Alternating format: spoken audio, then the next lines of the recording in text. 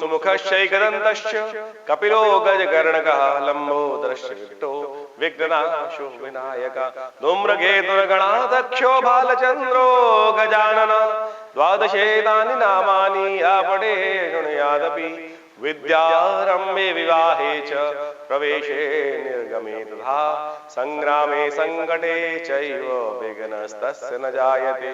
नमस्कार, स्वागत है आपका आचार्य वाणी में। मैं आचार्य डॉक्टर विक्रमादित्य आपके साथ हूं। देखिए 18 जून की ग्रह गणना विशेष तौर पर कन्या राशि वालों के लिए जो ग्रह योग बनते हैं वो दिखाते हैं कि रविवार का अवसर है और साथ साथ अमावस्या उदय तिथि है। और ऐसे में अमावस्या जब उदय तिथि में विद्यमान है तो देव कार्य के लिए बड़ी प्रशस्त मानी जाती है। ऐसे में आपको गायत्री का यज्ञ करना चाहिए। गायत्री का यज्ञ बड़ा कल्याणकारी माना जाता है। भगवान सूर्य की उपासना करनी चाहिए। भगवान सूर्य को जल जो अर्घ है अवश्य देने का प्रयास करना चाहिए। और इस दिन चंद्रमा भी परिवर्तन का योग बना रहे हैं। आपके मिथुन राशि में चंद्रमा का प्रवेश होगा और यह आपके लिए कल्याणकारी योग बनाने वाला है। लेकिन थोड़े खर्चे बढ़ने के योग बन सकते हैं। ऐसे में ध्यान रखिएगा बेकार के खर्चे आपके जिम्मे न पड़ जाएं। आप अपनी स्थिति को बनाए रखने के लिए, यश को बनाए रखने के लिए दिखावे में कुछ ज्यादा धन खर्च हो सकता है, तो इस बात का थोड़ा ध्यान रखते हुए कार्य करें, अच्छा रहेगा। कोशिशें करें, गौ के निमित्त ग्रास निकालें। अमावस्या की तिथि है, अपने पितरों के निमित्त तर्पण करें। इस तिथि पे अमावस्या के दिन कम से कम जो अपने पितरों के निमित्त एक दिन महीने में अवश्य कुछ ना कुछ भोजन इत्यादि कार्य निकाल देना चाहिए। इससे जीवन में बहुत सारे ऋणों से निवृत्ति होने के योग बनते हैं।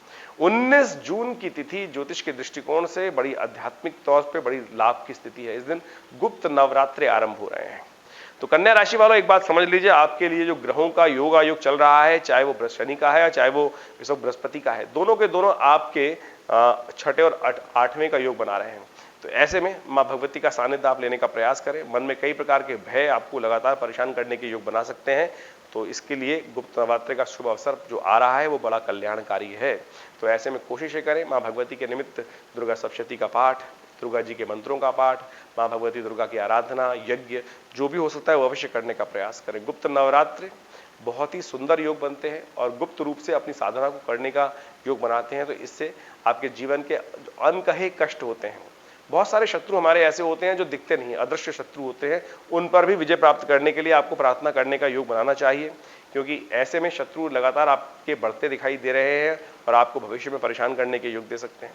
तो आप कोशिशें करें और कि आप लगातार इसका उपाय करने का प्रयास करें। हमने विवेकानंद योगाश्रम में दुर्गा सप्तशती का बड़ा यज्ञ रखा है, मां दुर्गा को प्रसन्न करने का यज्ञ रखा है।